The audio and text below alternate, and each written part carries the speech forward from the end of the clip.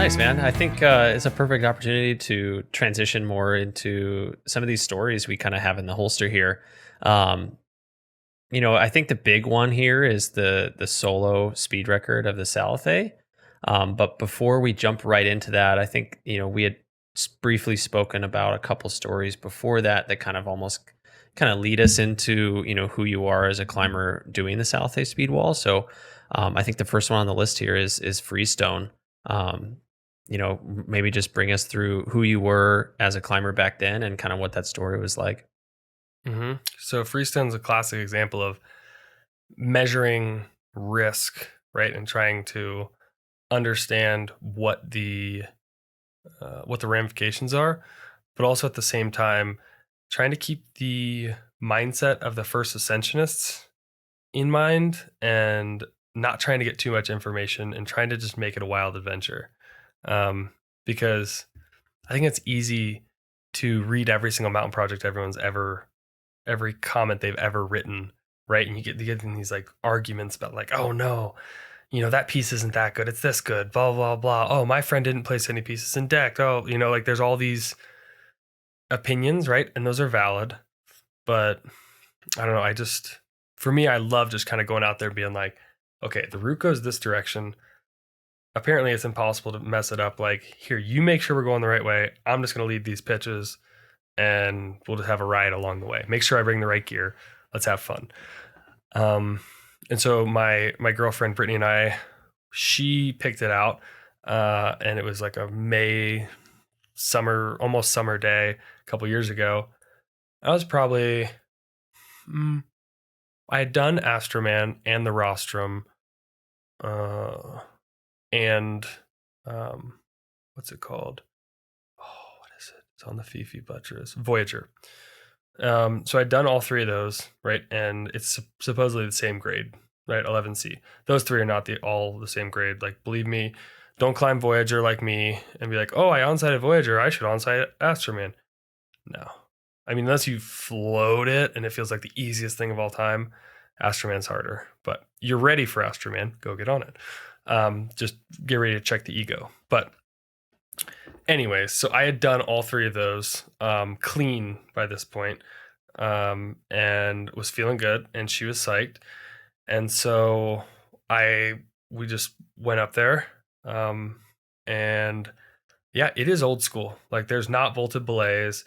It's thin. Like, there's multiple pitches where pretty much everything you're placing is brassies and just like these butt cracks. And like, it's sweet positioning. It's just to the right of Yosemite Falls. Like, it's incredible positioning.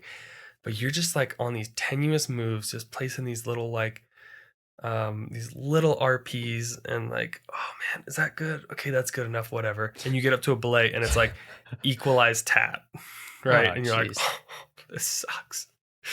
And then we're climbing the route, and then one of my other buddies actually ended up climbing it with like a very strong partner and starting, like, they got to the base right at the same time as us. So we're cruising, we get up to about halfway, and then we're like, oh, let's hang out. Like, they've been on our tails, let's let them pass, we'll chill. There's going to be like this off with pitches coming up. And classic me, I'm like, we don't need, it's 511C. We don't need all this big gear. Like, let's bring a little bit less gear than it says to bring. Ding dong. So we didn't bring a 5, which, like, I think a 5 is what you like needed. And so like I have to run it out on 5s, right? Like overhang 5s. And it was just hilarious. Like, I just ended up taking a pretty good size whipper, and then it's starting to get dark. But I get through it. Unfortunately, I really think that if I had the 5, I would have been able to control my heart rate better, and I would have on-sighted the whole thing.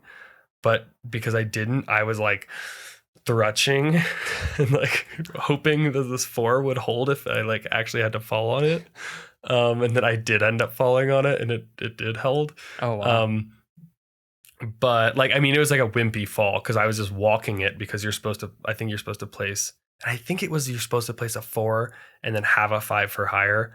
And I just had the 4. I just had whatever the size down you're supposed to carry is. And so I just had to walk it like forever. And so by the time I got up there and it's like pure 11C overhanging off width, and you're just like, like just like hoping it's gonna hold, and then by the end of it, it's just like a battle of attrition, and I just lost, and just like, I like sunk down on it and was like, oh, man. I was like, do I lower? It's kind of getting dark.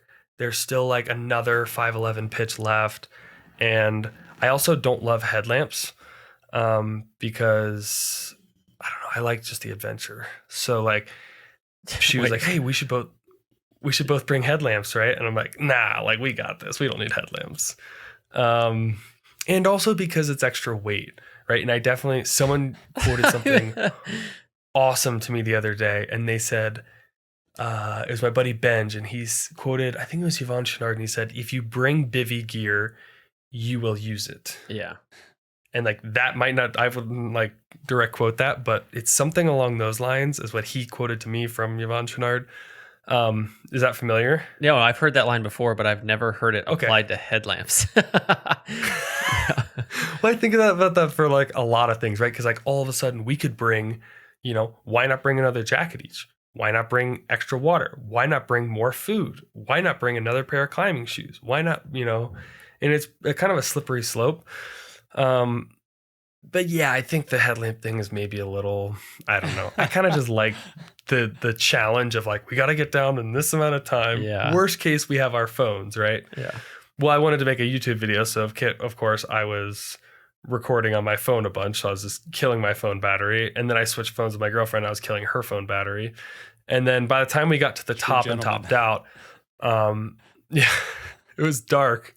It was like pitch black. I don't know. We started hiking up at like, I think like 4 or 5 a.m. Wow. At this point, it was probably pushing like 10 p.m. And we were we were starting to wrap, except for you don't wrap the actual route because there's no bolted anchors. You wrap a different route. So you have to like wrap into the route and then wrap down and then do all these crazy like wraps. And so I, of course, we had one headlamp. So she got the headlamp so that I'm lead wrapping with just a phone on like 5%, and we have 9 wraps to go.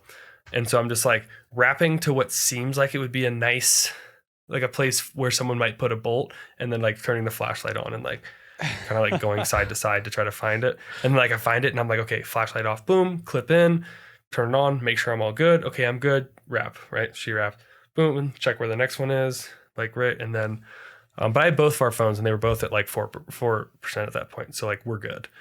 Right. Final wrap, because yeah, like eventually we find our way down. But the last wrap, I like end up running side to side, eventually find it. Okay, great.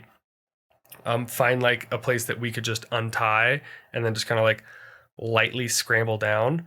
And we do that, except for the problem is we couldn't see that there was like this huge bush up there. And so when we went to pull the rope, it just immediately got caught. Like it was just like, it pulled through and then the whole thing pulled through and then it just like got caught and it was just so obvious and it was just not coming undone. So we started at like 5 a.m. Then we got all the way down. Like we just left the rope there, got all the way down back to the van at probably, I think 1 a.m. And then I got up the next day at 9 a.m. and then hiked. It's a 2-hour hike up. Hiked 2 hours up there with a full rack and my harness. And I like lead aid soloed just a knot climb.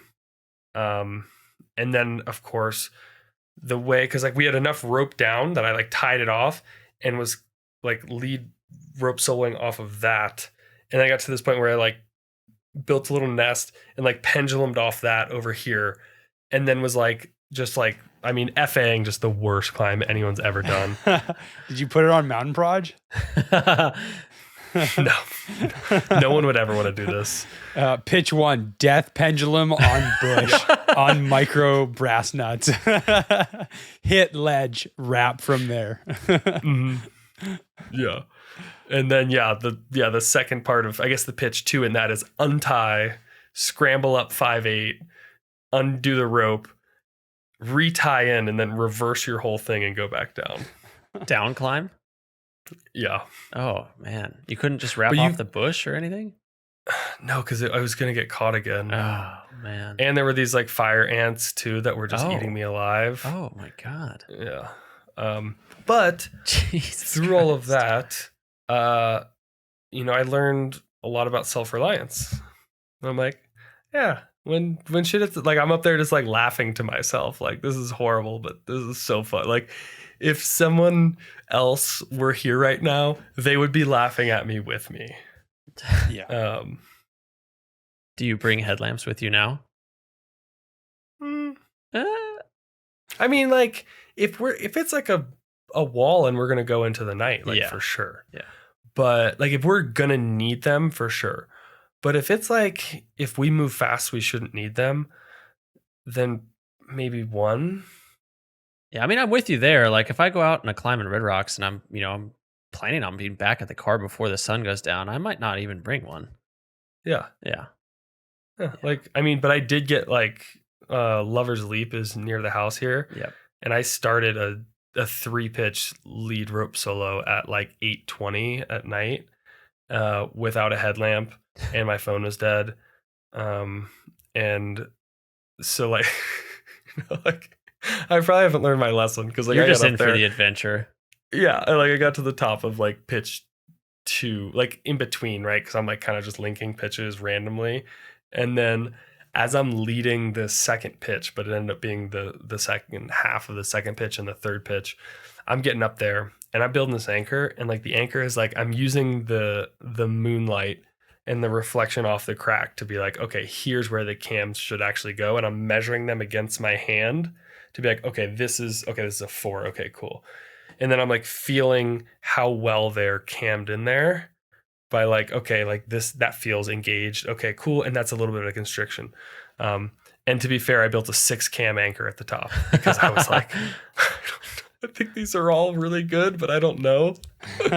Because you have to like rappel off that and then jug back. I was just micro tracking it, but like, go back out off that anchor again. But the best part was trying to get down, because you're like, there's a trail, but the moon like went behind the clouds and I could not see anything, and I did not have any sort of light whatsoever. Like, I didn't have a lighter, I didn't have anything. And so I'm just like stumbling down this cliff, and I get back and I've just got like pine needles in my socks and my shoes and my shoe. Like, for like 2 weeks, I was finding thorns and pine needles in my shoes. And I got back, my girlfriend's like, what were you doing? Like, it's 10:30 on a Tuesday. And I was like, I honestly had a great time.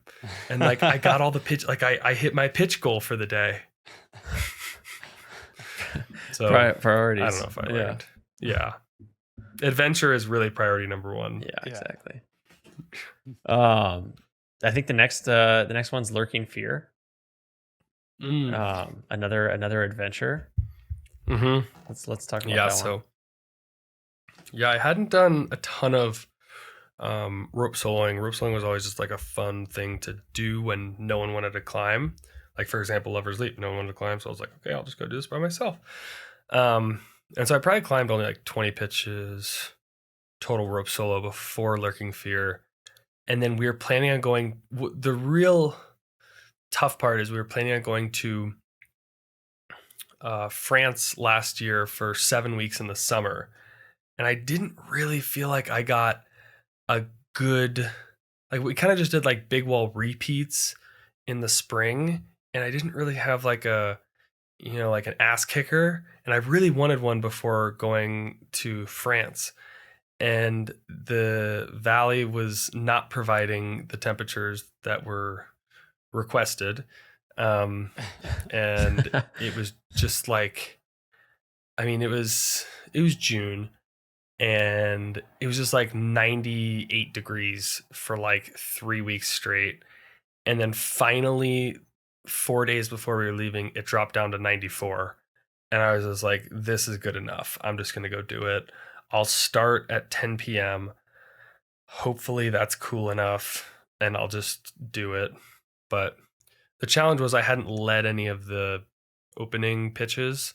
So I hadn't led any of the first 9, because like, if you're jugging, right? Which is like mostly how speed wall climbing goes, right? Like if, for the normal people, right? Like if one person leads the first, you usually do it in blocks, like the first 10 pitches, the follower is literally just jugging that whole time. Like you've got approach shoes on, unless you're flying, then you just got climbing shoes on. But like you got approach shoes on, you're just jugging. You're not really paying attention to like, oh, they put this here or this there. You're just making sure you get it out as quickly as possible.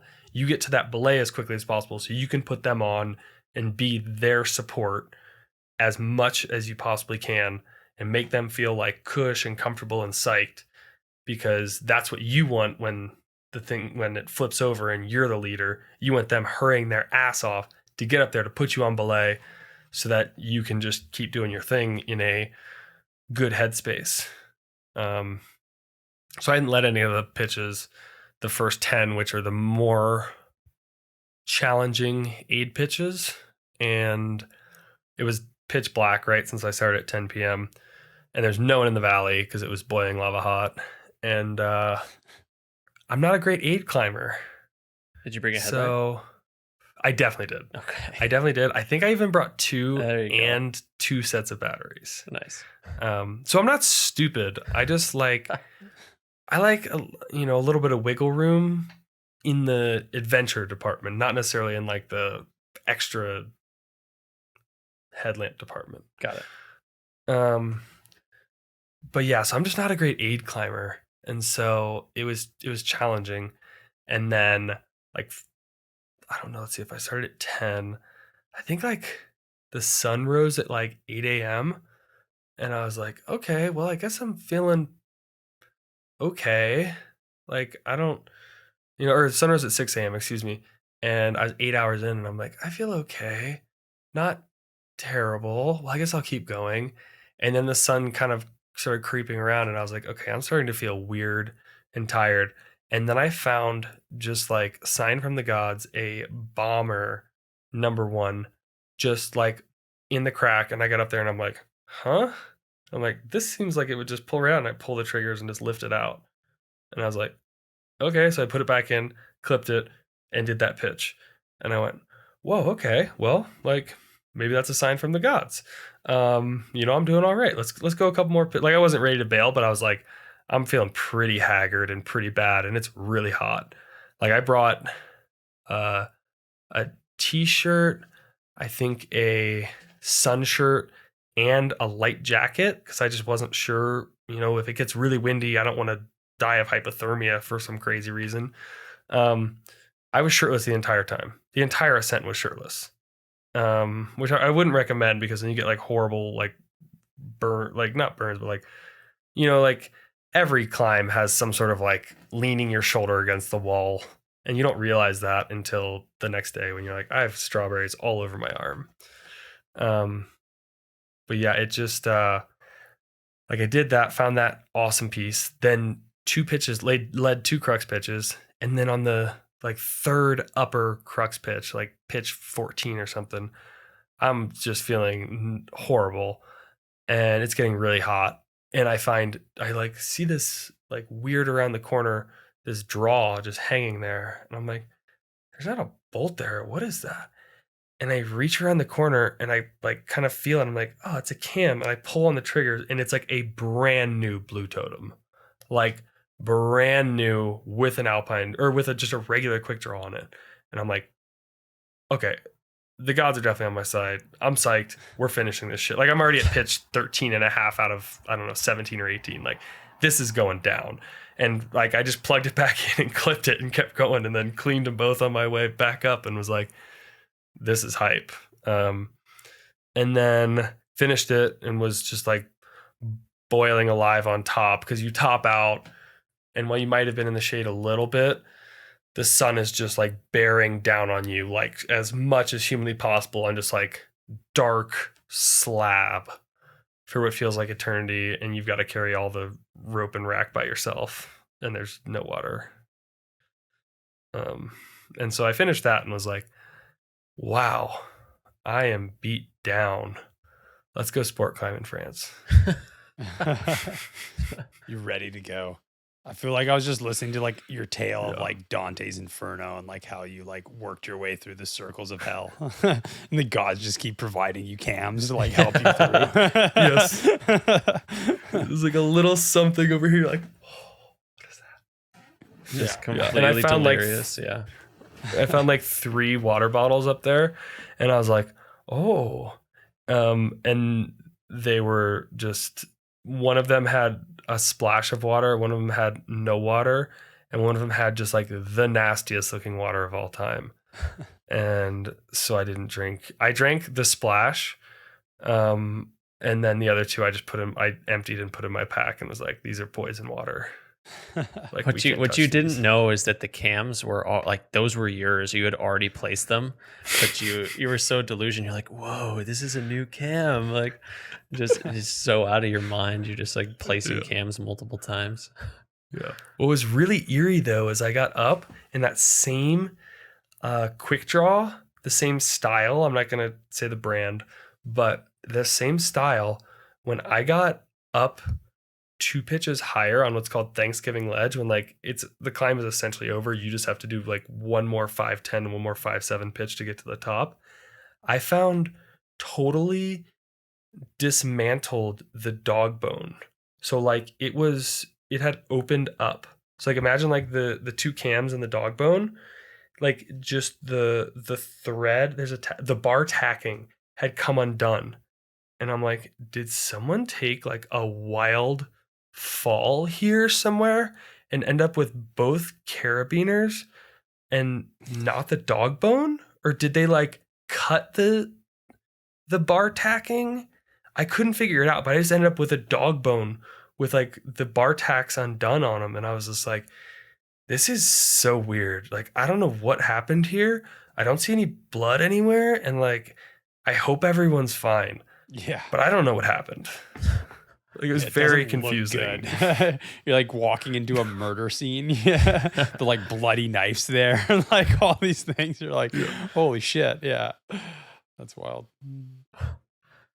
So I mean, let's just bring it to the main event here. Let's talk about the solo Salathé speed record. So when did you see that as something that you wanted to do? When, like, the record that you set, when was the last time that it had been established? Like, kind of bring us and talk to us about the foundation of that story a little bit. Yeah, so honestly, I had never thought I would like rope solo climb stuff. I mean, I started climbing as like a fun thing to do on the weekends instead of drinking in my mid-20s. Like, I started climbing in when I was like 25 or 26, wow, 25 okay, maybe. So pretty late, yeah. Yeah, and I'm 32. Yeah, 32. Maybe 24. I don't know, but I certainly wasn't 21 because I was definitely doing other things when I was 21. But it was just something to do when I lived in Arkansas that wasn't drinking or like hiking, because I don't really like hiking that much.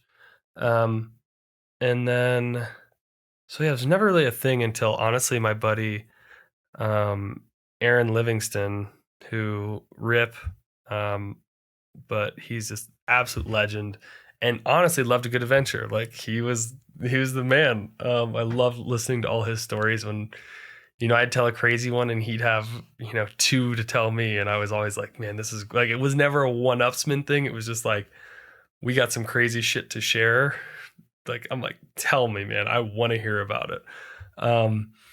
And he told me about how he did it. And he was like, dude, it was a crazy experience. And he also did Free Rider in a Day, him and his partner. And he's like, it was even crazier than Free Rider in a Day because of just, you're up there by yourself and there's no one else around. And you got to climb either through the night or all day. You got to do it all. You got to like repeat your steps. And so it was never really a thing. He mentioned it and I was like, that sounds crazy. And then a year later, or maybe 6 months later, I did Lurking Fear because I was like, okay, we'll see what that feels like. And then I did Lurking Fear and was like, that was crazy. And then it was like, okay. And I kept talking, I talked to him about it a little bit more.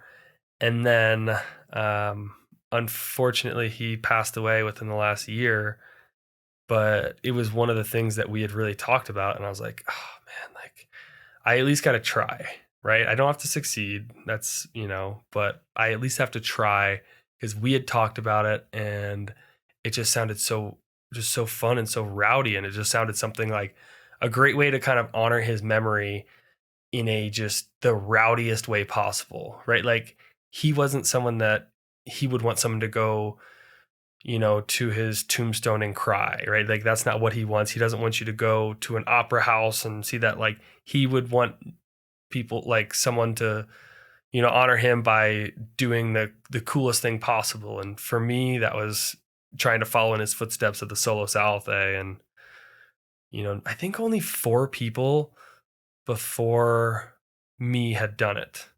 It was him, and he had done it in like 22 hours, and like Steve Schneider had done it, I think, in like just under 24 hours, like 23 hours or something. Shapoopy is his name.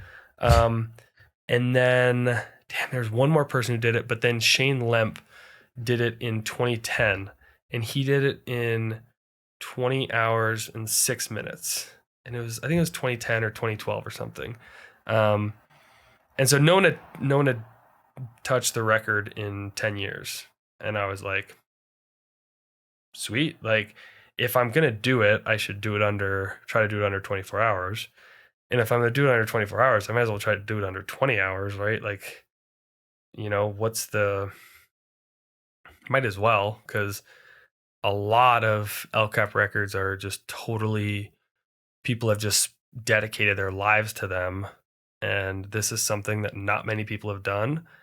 And I figured if I could even do it, if I could do it at all, I would be psyched.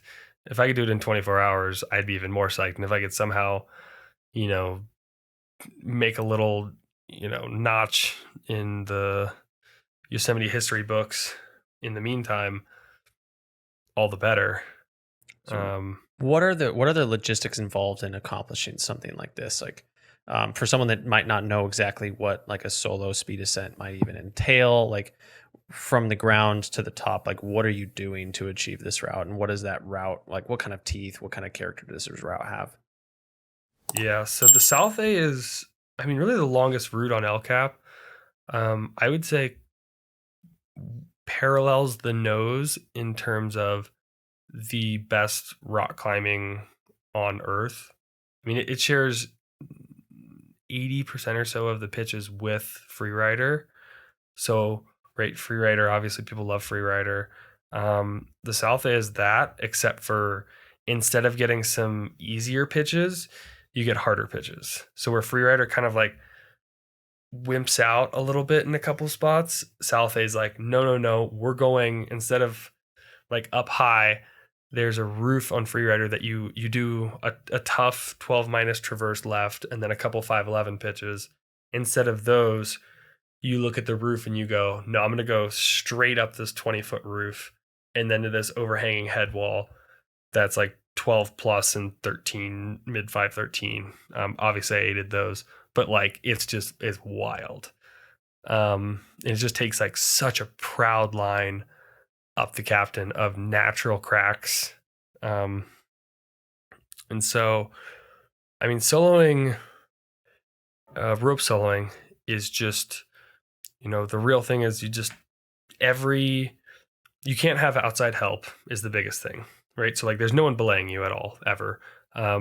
You build an anchor and then you start climbing, like tie into, one end of the rope is tied to the ground and then you're just belaying yourself as you go up and then kind of feeding the rope through your belay device. And if you fall, you're really just banking on the belay device catching. You ought to have backup knots. One really ought to have backup knots. And then, as you go, you belay yourself up the pitch. You're kind of trying to link as many pitches as possible so you have less changeovers. But once you get up, then you tie into that anchor and fix it, and then you rappel down, cleaning all your gear, and then you grab your bag with your water and your food and your approach shoes and everything, and then you jug back up. And so you've covered this 3 times. And then, so essentially, like the first 2 pitches, right, of like free blast, you climb them, belaying yourself, then you rappel them, then you grab your bag and you jug them. And the whole time wearing your climbing shoes. And so you could imagine after 20 some pitches of jugging, climbing, rappelling, and jugging with your climbing shoes on, your feet hate you. Your feet are just like they disown you. They don't want to look at you. They don't want to talk to you. And yeah, it's just like a real challenge in self-reliance and self-belief that you can do it, because it's a little disheartening when you have to like repel the pitch that you just like, because sometimes you're working hard, like to lead the pitches, like they're not easy. It takes a lot of, like I passed, I think 4 or 5 wall parties up there who were all experienced climbers. A couple of them were like climbing guides, and they were up there for anywhere from 3 to 5 days climbing the Salathé. Like they weren't doing it in 10 hours. They weren't doing, it was like they're spending days and days up here, and they're like good rock climbers. Like they're not people who you see at the gym who come and climb a couple pitches of 510 and say, man, I wish I could climb 512. Like there are people out there doing it. So it's pretty wild when you're like passing them through the night and you're just like, oh my gosh, can I actually do this? And then you do the pitch and you're tired, and you rappel it and you go, okay, now I'm flying down this rope. This is easy. And then you put your heavy ass bag on with, 1.5 gallons of water in there. And now you got a jug with a, 18, 20 pound bag up this overhanging pitch that you just led and get to the belay. And then guess what? Now you got to, any of the rack that you had off, you got to put that back on, set your system up, and then lead the next pitches, and then just keep going. So in the effort of speed, I would imagine you try to free climb as much as possible.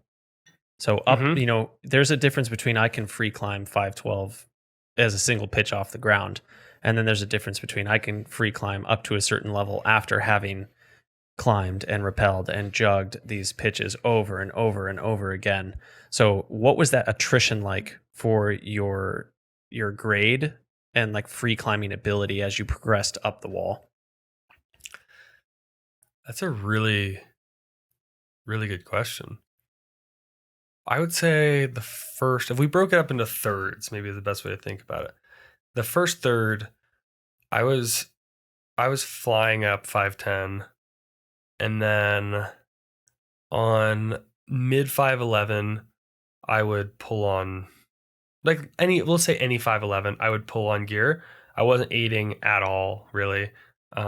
Just pull on stuff, clip a bolt, pull on it, or plug a piece in and pull on it quickly.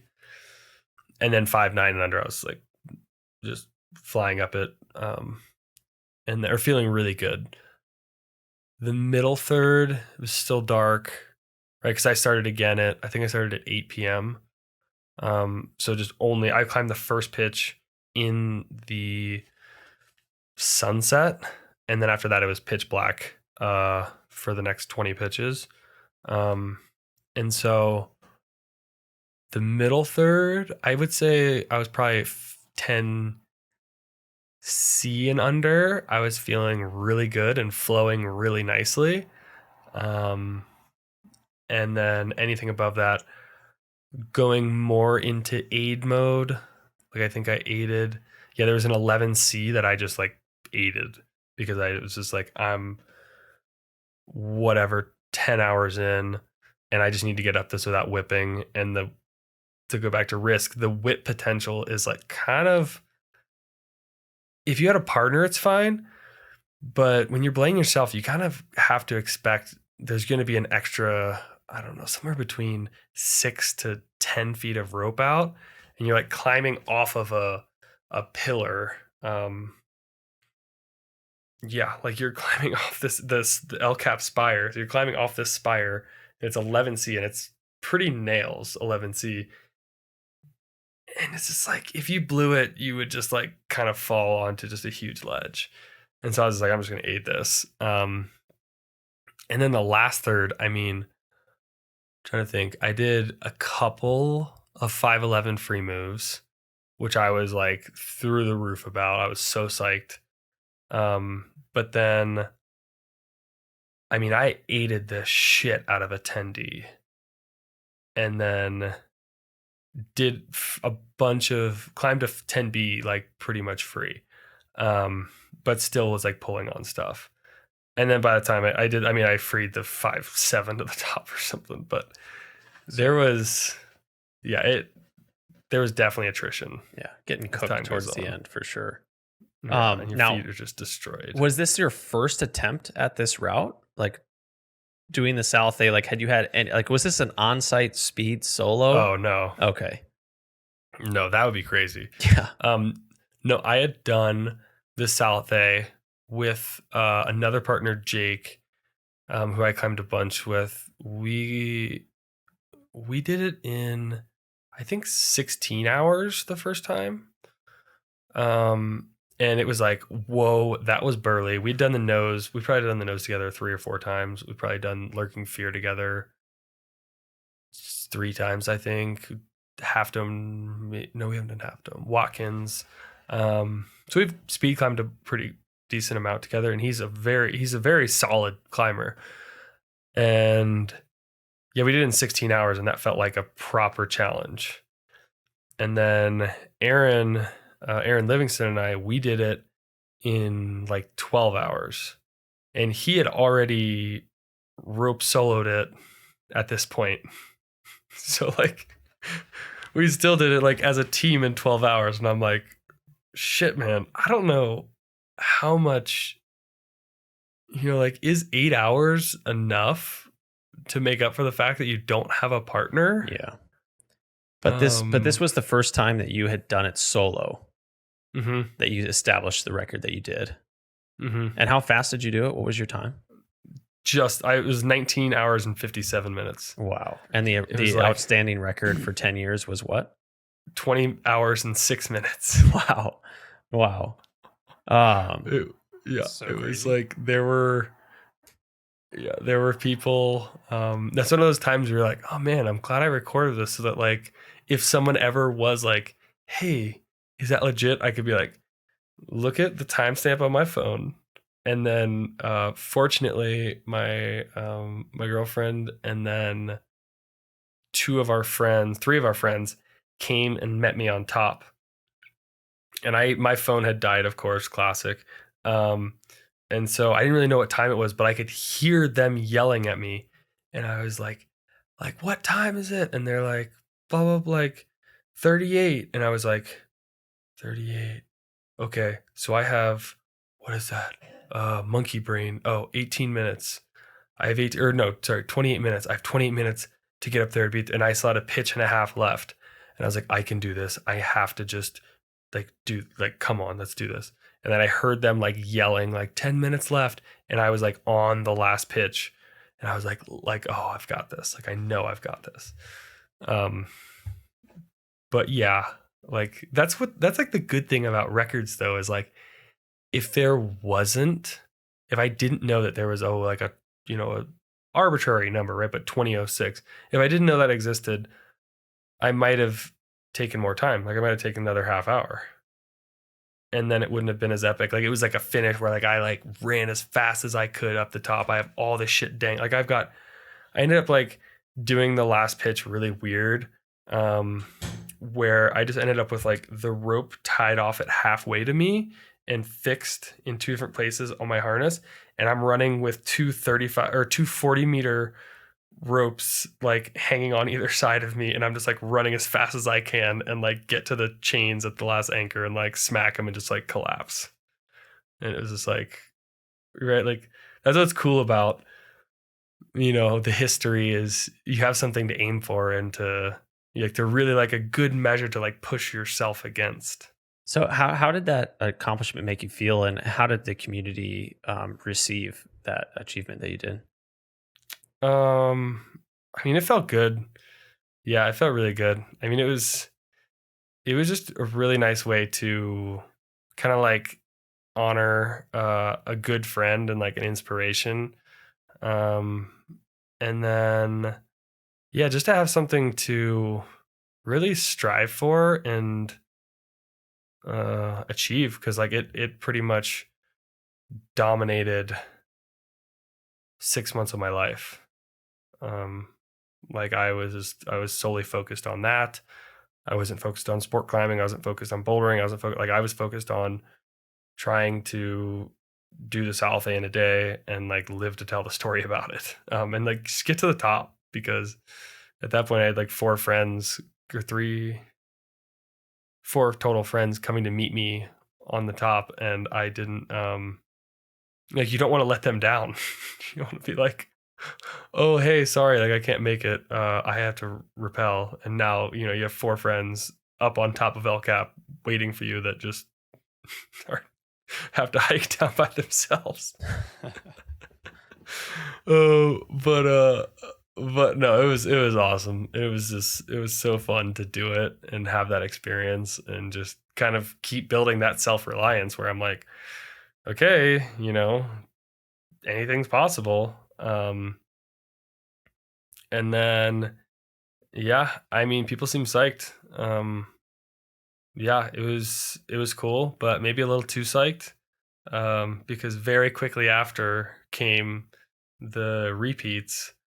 And maybe this is the time for the South. I don't know what it was. Yeah, It was so like every.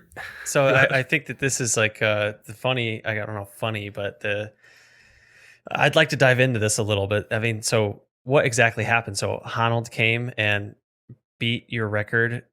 How much time was there between his ascent and your ascent? So I did it.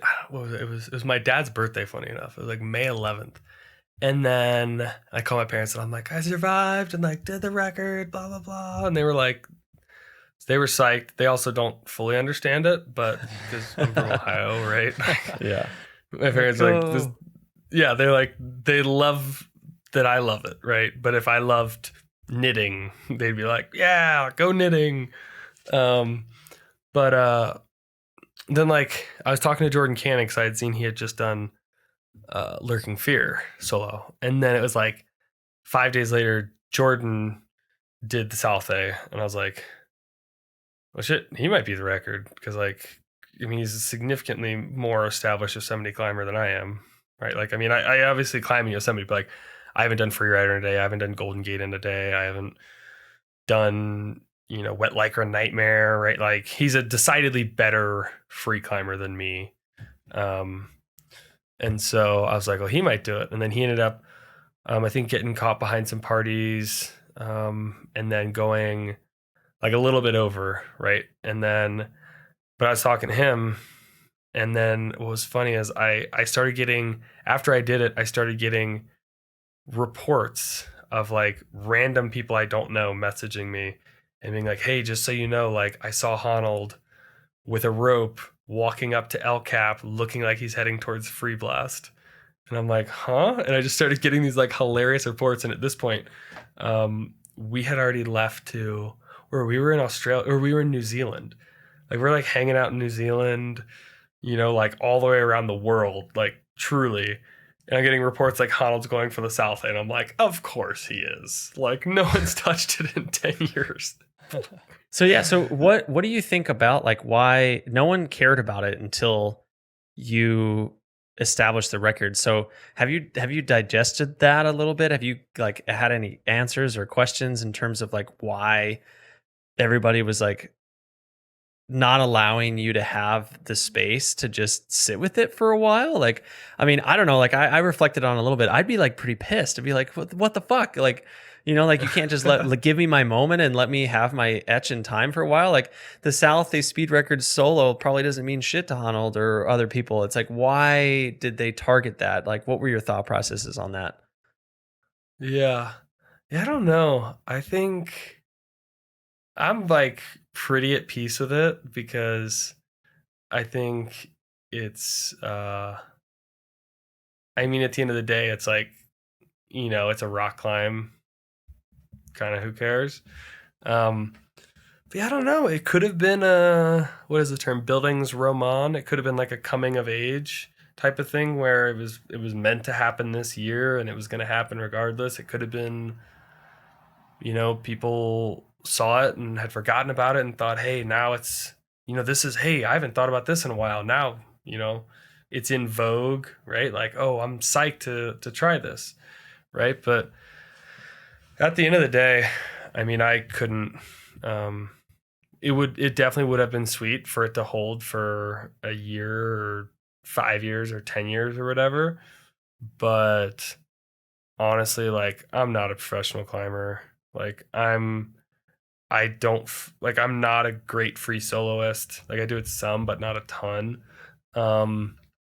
And yeah, I mean, even the thought of like Honnold taking a Yosemite speed record from me is like Still, it's pretty rad. Yeah, it's Like, super cool, yeah, man. Like, I'm not mad about that. Yeah, like, I don't. Did he reach out to you at all? Like, hey, no. hey, congrats! Like, but I'm going after your fucking record. No, Nothing? I think he's just like, oh, sweet. A funny way to look at it is like, if anyone's gonna just like absolutely obliterate a time, it's gonna be Honnold. Yeah. And so like you might actually be like the second last record on that forever. It's like, which is pretty cool, honestly. Like, as far as things go, instead of having like 20 other people or something, it's just like it's gonna be like Brant and then Honnold, and because it's like, I don't know if too many people are going to be beating his speed record. Didn't soon. Honnold and Brad Gobright have like the fight for the speed record on epinephrine as well? Like, I think that was a battle. Like, I don't know. It's just like that there was pick a lane. He's notorious for that. Like, the that's what he nose does. battle. Kind of seems like a dick move. Yeah, I mean, I think You're like, oh, let me scroll the news today. Oh, speed record. Oh, fuck that guy. You're like, yeah, this is what I'm gonna do next week. Like, it kind of seems like that's the vibe. It's kind of fucked. Yeah, I don't know. I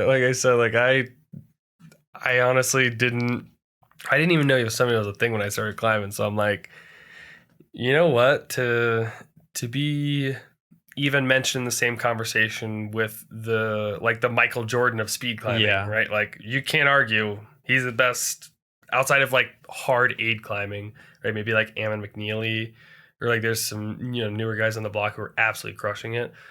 But as far as like speed climbing goes, like, he's pretty much the Michael Jordan of it, or I would say the LeBron James, because I'm more of a LeBron James fan. Hate me if you will. I go Jordan from personally, Ohio. but that's okay. But that's fair. But yeah, like, to be mentioned even with the, in the same conversation, same sentence, is like rad. And I'm like, that's cool, man. Like, fortunately, there are plenty of other things to do. And yeah, I mean, I'm psyched to kind of have, had a chance to make a little mark on Yosemite climbing history.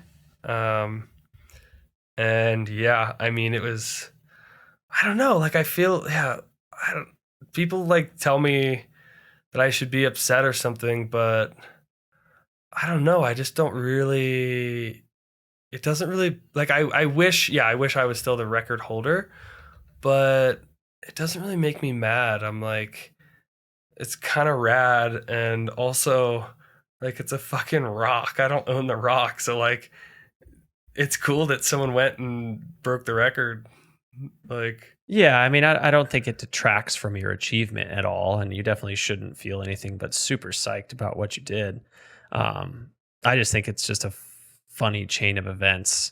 And I just wonder why, like, I don't know. Just, I mean, I've already said my piece there. I just think it's a strange way to go about things. Some guy sets a record and then they're like, all right, fuck this guy. Let me go beat him real quick, Yeah, but if you were him and you could do it, you'd probably be like, yo, fuck it, I'm gonna go break this record, like if I could swim up rock like that guy and like I got some notification like, yo, this guy just did this, and you'd be like, yeah, okay, cool, I'm gonna go do that. Like, Yeah. it's pretty logical. Yeah, I think, get it. I get it. So, Still. And having soloed Freerider too, it's like it's so much of the same climb, right? That you're like, yeah, dude, like why not? Like if someone, right, like I scramble around Lover's Leap a decent amount, and if I had, if it was like, oh hey, if there was a news article, I was like, hey, someone soloed whatever Corrugation Corner in 27 minutes, and I'd be like, that's not that fast. I could do it faster. Like I might go do it. Yeah. And like honestly, I probably would. To be fair. Yeah, exactly. So maybe that's why I'm like, yeah, I don't blame the guy. That's like, yeah, that's fair. That's fair. So what, did he just solo the whole route with a rope attached to his waist? No, I think he did a decent amount of at least roped climbing. Okay. But his rack was like, if you look at my rack versus his rack, it's wild, dude. Yeah. Like I honestly wish I could see it, like what his exact tactics, because if you look at the rack that he posted a picture of it. It was like 7 cams. Like it was some wild shit. And dude, I took a full double from 0.2 to 3, I think a single 4, and then I took all the offset cams and then all the offset nuts from the tiniest brassy to the biggest offset to like the red or the whatever the DMM biggest one is. I think it's a red. Like I had a full like rack, and I'm like, man, to think about climbing that route, like I don't know how many pitches up I would get with that rack. Like I'd probably get the easy stuff, but I get to like pitch 20 and I'd be like, yeah, like I have to go down. I can't do this. There's no, like, what am I supposed to put here? Yeah. Like 5'11", hard 5'11" with minimal protection. And I'm just like, what? No, like I need protection here. Like this is a death wish. With this. There's a 0.5 60 meters up. Yeah. Somebody who's like climbed Freerider, like, have you ever like been there and like on those positions, like kind of envisioning like Alex soloing that, and just like from the perspective of somebody who's actually like been on that climb, like just like how absolutely demented that is? Mm-hmm. Yeah. It one might think that it makes it more normal. It makes it less normal. It makes it more insane. Yeah, that's what I was honestly. Having been up there. Yeah. Having climbed it. Having climbed Freerider, like I fell on it. But the thought of doing quite a few of those pitches without a rope is just frightening. I mean, and I'm not fear does not rule my life, right? I reposted something the other day. I love motivational shit on Instagram, because so much Instagram is kind of like, like candy, like eye candy for like, I don't know. It's just like not productive, right? Like sucks you down a rabbit hole. But I've like finally gotten it to curate to like something that's productive for me. And I saw something last week that said like, if you are doing something worthwhile and you sense fear or you feel fear, you need like, now you know which direction you need to push further. Yeah. Right. And that's not verbatim, but fear does not rule my life. But the thought of soloing a few of those pitches just like gives like, I would never do it. Like it's just mind blowing. And it's rad. Like it's the raddest thing ever. So no, I definitely would never do that. I will never free solo anything that hard. But it is a insanely sick feat to have done. And man, it's hard to even fathom, because like I mean, I'm sure we all think about it with climbing, right? Like I've got a couple projects I'm working on and around here because I'm trying to get better at projecting, right? So like Yeah. I'm definitely I'm not the best at projecting, right? But like I'm trying to get better at it as well. And I'm trying to go back to climbs that, maybe I've failed on once or twice and try to go back and say, hey, I'm gonna put in 6, 7, 8 burns to try to do them. But the thoughts that go through in your head, like the minor self-doubt, right? And then you kind of fight it with like, no, I can do this. Here's why I can do this, right? I've done all these other things. Those thoughts before climbing something, and then the just entirely different scale that like the thought of free soloing something that crazy would have, like not just the night before, but like the week before, is hard to fathom. It's crazy how much more simple it becomes though. Right? Yeah, like if you can no longer worry about the fear, like the process is so much more simple. Like God, if you could just know you wouldn't fall and you could just free solo all the time, that would be the best.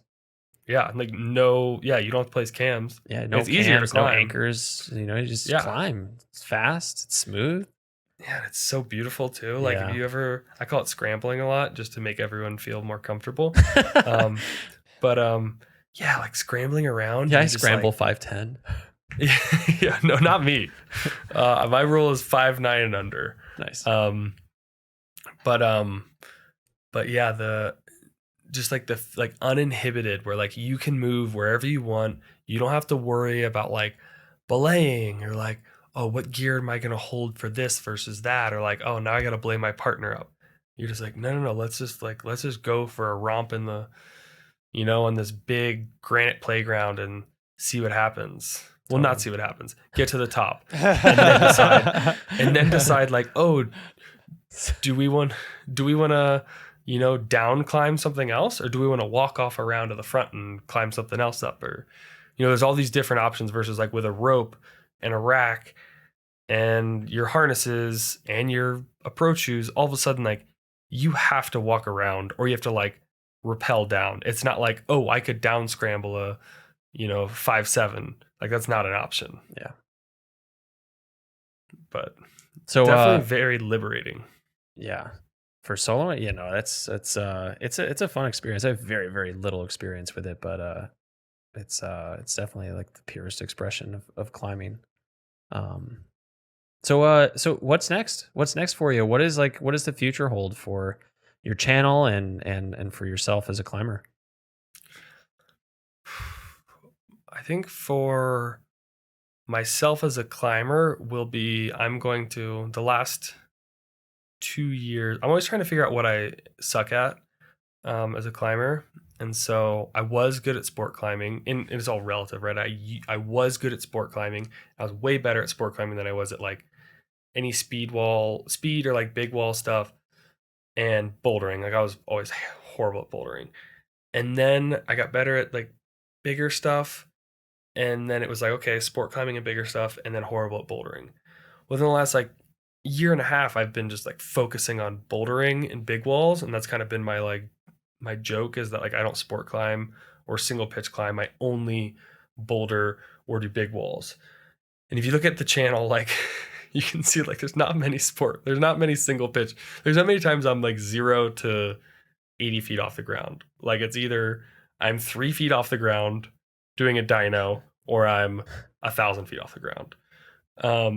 And so I realized that now my bouldering and my big wall climbing are good enough for what I care to do, because I don't care to be a 515 climber. Like that sounds like I'd rather spend my time climbing a ton than like really, really, really working to climb some crazy hard number, right? But I realize I'm not as good at sport climbing is kind of my limiting factor, if you will, on trad routes as well, right? But like the ability to like just put down, 12 plus, 13 minus, it takes me longer than I would like it to. So now my goal over the next 6 months is to just hammer out and just get better at projecting and finding whatever challenges me the most, and like doing that and just getting better at that. And mostly in single pitch climbing. And so yeah, I'm like a lazy sport climber 5 days a week, and then 2 days a week I go like out in the mountains and play. So yeah, I think sport climbing in the near term to kind of set up for bigger stuff, right? For more link ups in the valley. And then, you know, like there's some speed climbing stuff that should probably, you know, there's some records that have been there for a while that should probably, you know, have someone see if they can bring them down a little bit. We're not going to say what they are on this podcast. No, but yeah, so there's a couple of those, and then like that's personal stuff is just, you know, and then just bigger and better, and then the channel will follow, right? It'll be bigger, ideally bigger and better, harder, maybe more cutting edge, and then hopefully next year we take a sweet international tour and spend a lot of time overseas, and especially in Europe, and go to some just epic. We've sampled Europe, we haven't quite hit it as well as it should be hit, and so we're hoping to spend a lot of time over there and just bring the people with us, show them, you know, what's possible, what's out there besides just, you know, Red Rocks and Yosemite and you know, the Incredible Hulk, but show them, you know, Seus, Verdon, maybe the Dolomites, right? I haven't even been to the Alps. So the Alps, all this other crazy shit that exists in this world that, while the US is huge, right, and has a ton of climbing, and there's so much, especially for the limestone lovers, right? There's just so much rock out there that I can't wait to see, and I'm stoked to share with everyone else too, because I don't know, man, climbing's fun, but it's even more fun to, you know, have those experiences and then have awesome people around you to share them with and share that stoke. And, you know, obviously climbing makes us feel alive, but also connecting with others and helping them feel alive, right? And understanding what makes them wake up in the morning and be psyched and, you know, be excited to go about their day, but, you know, what also makes them tick both internally and also out in the mountains.